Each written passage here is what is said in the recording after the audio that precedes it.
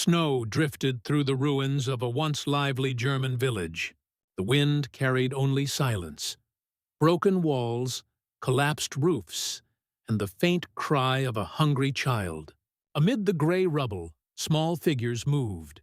Children, their faces pale and hollow, searching for something to eat among the ashes.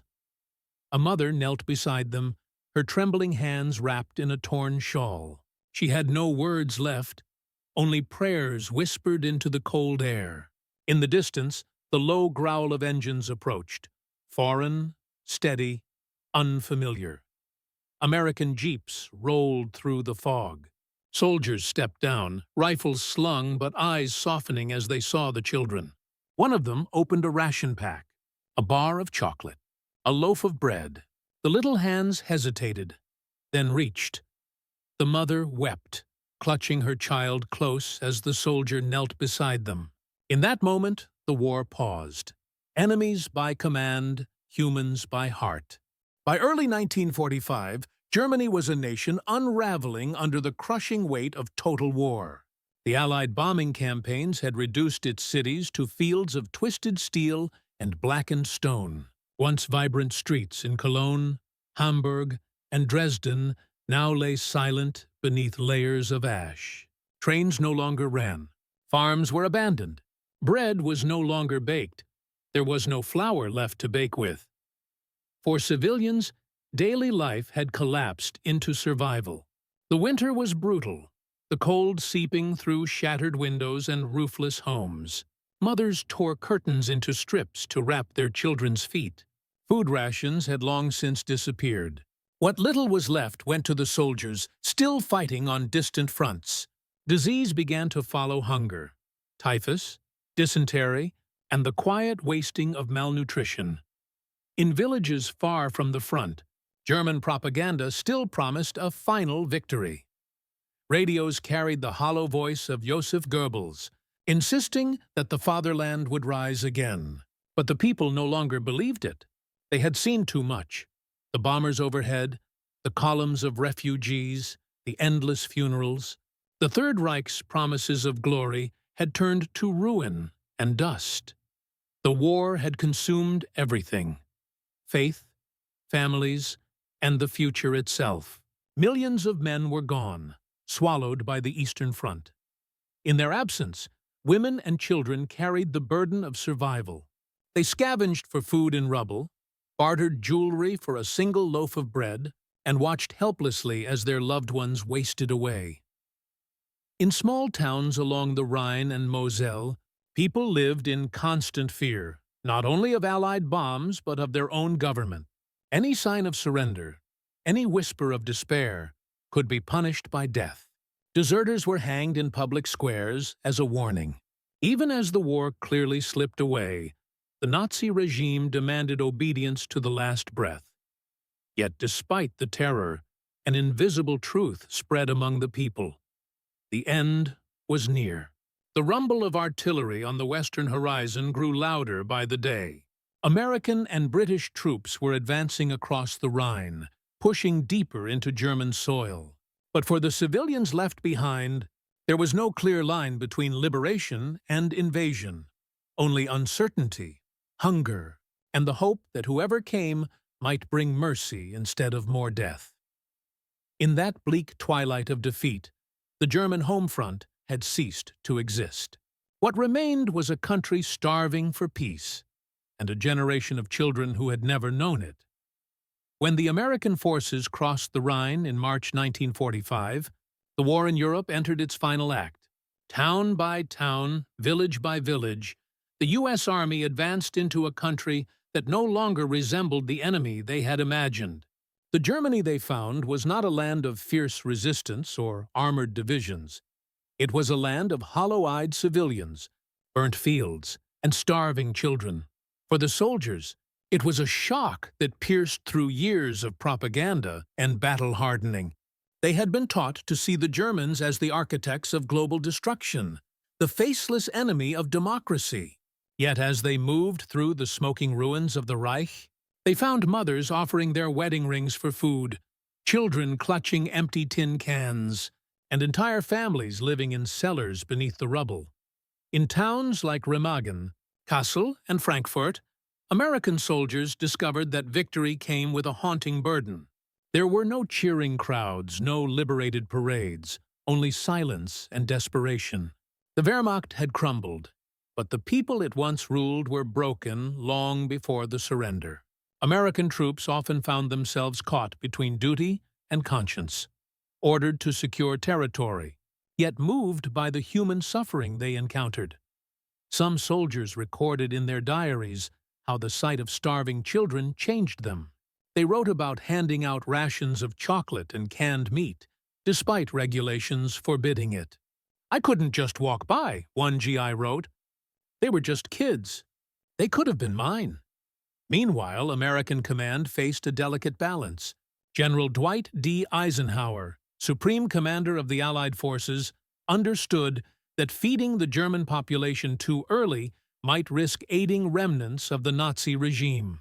Yet as reports flooded in from the front lines, depicting emaciated civilians and dying children, humanitarian action became unavoidable. Military orders began to shift. Medical units were reassigned to treat civilians. Field kitchens started operating for both soldiers and locals. The policy of strict occupation softened, giving way to acts of compassion that were never part of the original war plan. To many American troops, these encounters blurred the moral lines of the war. The enemy was no longer a uniform, but a mother begging for milk, a child with eyes too old for his age, a grandfather bowing in gratitude after receiving a piece of bread. The soldiers had come to conquer, but found themselves saving lives instead. And as the guns quieted and the smoke cleared, a new kind of story began. One not written in victory or vengeance, but in the quiet mercy of men who chose humanity over hate. The first meetings between American soldiers and starving German civilians were moments heavy with disbelief. The war had conditioned both sides to expect only hatred. Yet when the front lines dissolved, what remained was the shared instinct to survive. In places like Würzburg and Darmstadt, soldiers entered streets where children watched them from behind broken walls. Their uniforms and weapons spoke of power, but their faces revealed confusion and pity. Many GIs carried rations in their pockets, and without orders, they began to share them. A can of beans here, a bar of chocolate there. Simple gestures that broke years of enmity. Families who had feared the American monster were stunned when these same men knelt down and offered food to their children. Some cried openly, unable to reconcile what they saw with what they had been told. For the first time in years, compassion crossed the battlefield without a shot fired. The tactical angle beyond emotion. These acts of mercy carried strategic weight. In the chaos of collapsing Germany, order had vanished. Local governments no longer functioned, and millions of displaced people roamed the countryside. Without intervention, hunger and lawlessness threatened to ignite new waves of violence. The U.S. Army quickly realized that humanitarian aid was not only moral, it was tactical. Feeding the population helped restore stability in captured zones. Villagers who received food were less likely to resist or hide remaining soldiers. Schools and churches were used as makeshift kitchens. Engineers repaired wells and bridges to allow the flow of supplies. Each sack of flour or can of soup distributed became a silent weapon for peace, an act that turned potential hostility into cooperation. The psychological angle, yet. Behind every act of kindness lay a deeper struggle inside the hearts of those in uniform. These were men who had lost friends in battle, who had witnessed Nazi brutality firsthand, and who had fought for years under the conviction that their enemy deserved no mercy. But now, the enemy had the face of a hungry child. Letters from the front reveal how profoundly these encounters affected them. One soldier wrote home, "They told us we were fighting evil. I think we did, but evil doesn't always look like the people who follow it." Another wrote, "I gave my rations to a boy who couldn't be older than 10. He smiled, and for a moment, I forgot there was a war. For many Americans, this was the beginning of an internal reconciliation, the understanding that wars are fought between governments, but humanity endures beneath the uniforms. The leadership angle, at the highest level of command. Decisions about civilian treatment tested the moral foundation of Allied leadership. General Dwight D. Eisenhower understood that the collapse of Nazi Germany left behind not only ruins, but also millions of suffering people, many of them innocent of the regime's crimes. While his primary mission remained military victory, Eisenhower quietly expanded his directives to include humanitarian priorities. He authorized the distribution of surplus military rations to civilians and ordered medical support for the sick and malnourished. Though official policy maintained a cautious stance, limiting supplies to avoid aiding hidden combatants, Eisenhower recognized that starvation could become a new battlefield. His leadership balanced discipline with compassion, setting an example that rippled down through the ranks.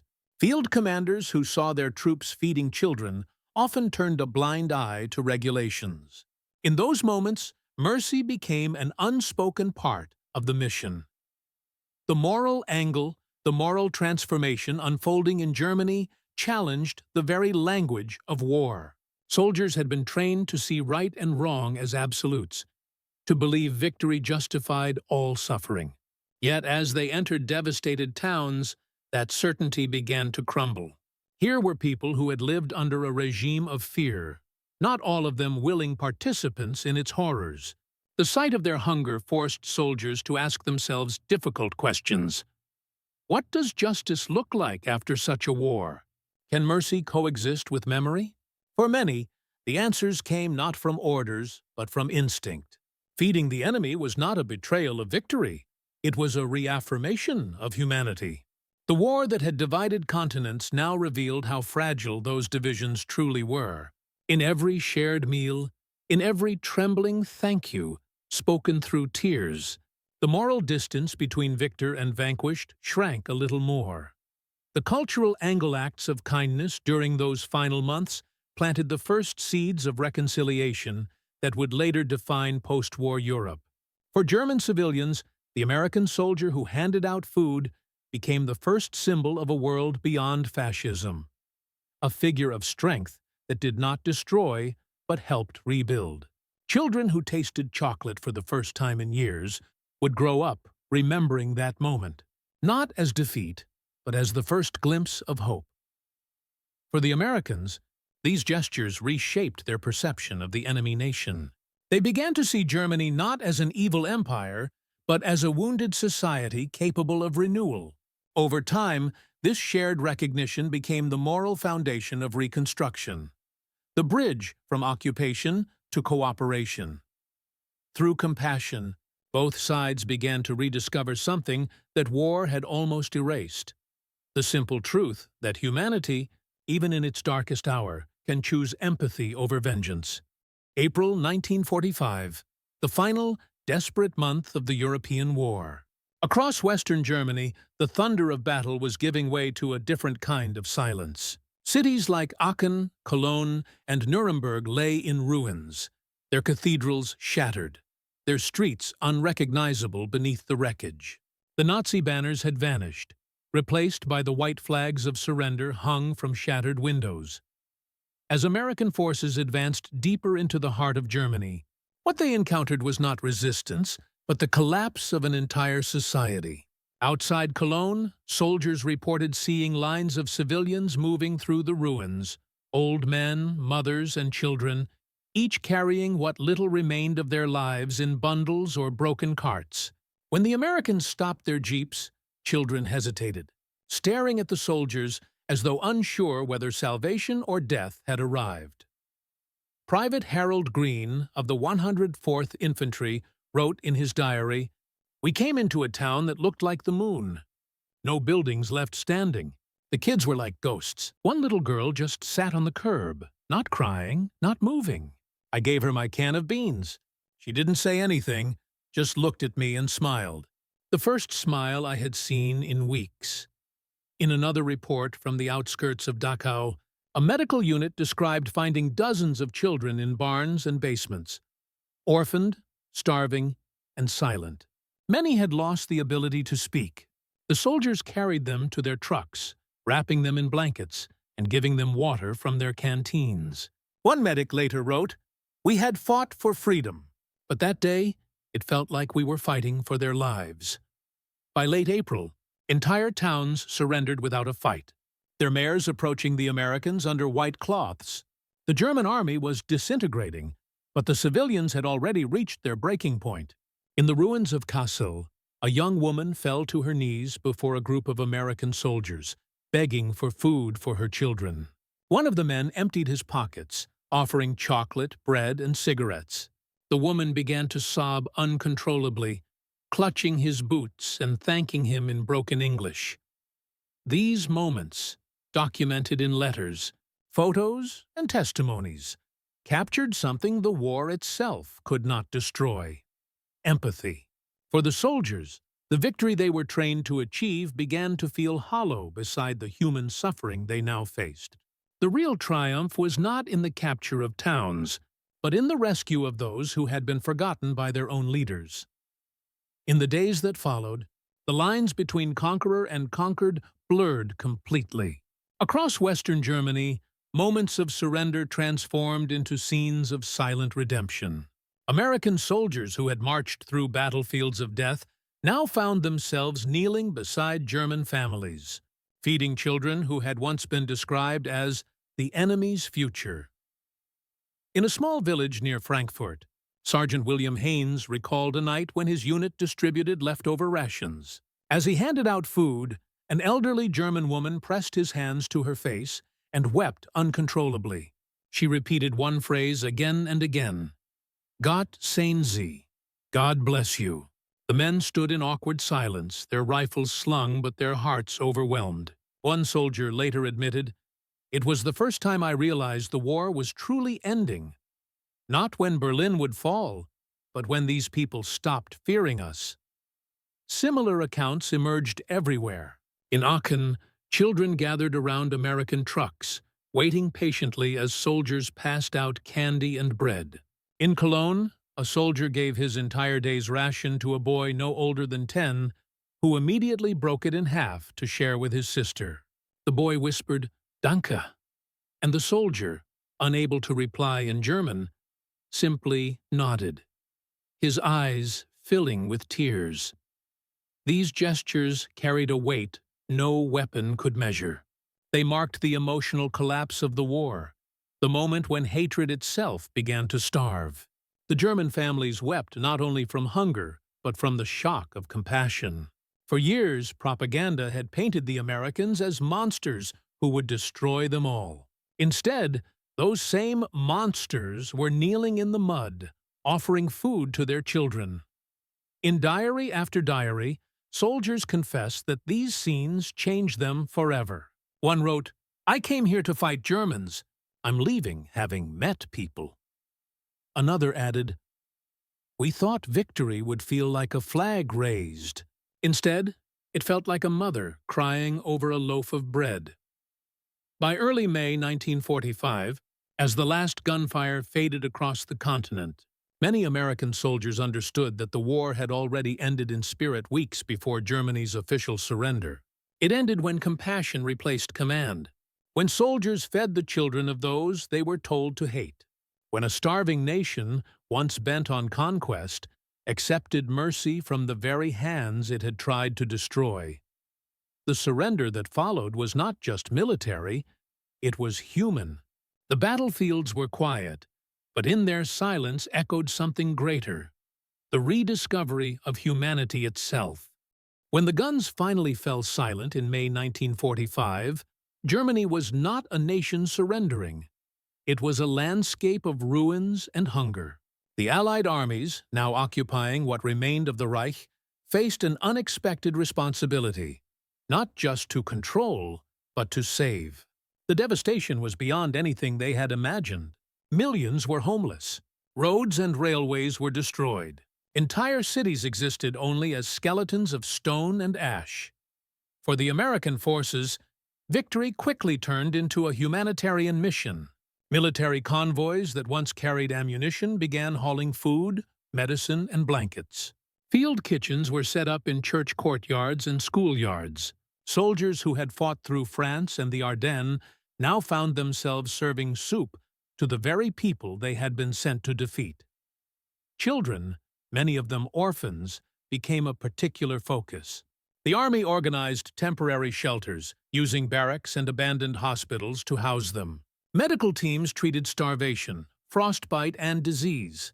Red Cross units coordinated with American field medics to establish feeding stations. In some towns, GIs took on the role of guardians, watching over groups of children, repairing shoes, or teaching them English words between meals. Reports from the period describe scenes of quiet transformation. Soldiers who had stormed across battlefields were now fixing roofs, clearing rubble, and escorting civilians to safety. Some kept photos of the children they had helped, writing their names and small notes on the back as reminders of the human side of their mission. For the German people, these acts of kindness redefined what it meant to live under occupation. They had expected revenge, punishment, and cruelty. Instead, many found a strange and humbling mercy. To a population that had known only fear for 12 long years, the compassion of the former enemy felt almost unreal. The American GIs, once symbols of destruction, became, in many eyes, protectors. They offered not only food, but dignity. They treated wounds without asking allegiances. They played games with children in the ruins of bombed-out streets. And though the memories of war could never be erased, these early gestures laid the first stones of trust between two nations that had once sworn to destroy each other. The war was over, but the work of rebuilding hearts and homes had only just begun. In the months following Germany's surrender, the focus shifted from survival to recovery. What had begun as emergency relief evolved into one of the largest humanitarian efforts in modern history. The American military government, working alongside the Red Cross and United Nations Relief and Rehabilitation Administration, UNRWA, began organizing structured aid programs, food distribution networks, housing initiatives, and public health operations. Rations were still scarce, but every truck that rolled through a shattered village carried more than just supplies. It carried a message. The world would not abandon the innocent for the crimes of their leaders. The same soldiers who had once fought to destroy Germany were now building its future, brick by brick, meal by meal. Their mission no longer involved the conquest of a nation, but the restoration of a people. In 1946, the U.S. launched official feeding programs, ensuring millions of Germans, especially children, received daily meals. American families back home sent care packages through organizations like CARE and the American Red Cross. School children in the United States wrote letters to German orphans, sometimes including small gifts or bars of chocolate. These gestures, humble as they were, carried immense symbolic weight. They marked the beginning of a moral transformation, from vengeance to reconstruction, from war to peace. The impact reached beyond hunger. The early compassion of American soldiers and relief workers helped dissolve the bitterness of defeat. It taught ordinary Germans that their future did not have to be defined by Hitler's legacy. Slowly, trust replaced fear. Markets reopened. Schools resumed. Children who had once hidden from Allied planes now ran toward American trucks, laughing as soldiers waved back. By the time the Marshall Plan began in 1948, the groundwork for reconciliation had already been laid, not through policy, but through humanity. The memory of a soldier kneeling in the rubble to share his rations lived longer than any speech or treaty. For both nations, it became a quiet reminder that even the bloodiest wars can end in acts of grace. The Americans had come as conquerors. They stayed for a time as guardians, and when they finally left, they left behind more than victory. They left hope. War has many kinds of victories. some written in maps and medals, others whispered in silence.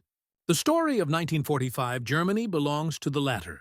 It was not won by fire or force, but by compassion, by men who chose to feed rather than fight, who saw beyond the enemy's uniform to the hunger in a child's eyes. For the American soldiers who entered those ruined towns, the memory of battle faded against the sight of small hands reaching for food. Their rifles hung unused as they knelt beside the very people they had been taught to fear. In those moments, the front lines dissolved. Humanity, long buried under propaganda and pain, emerged again, fragile, trembling, but real.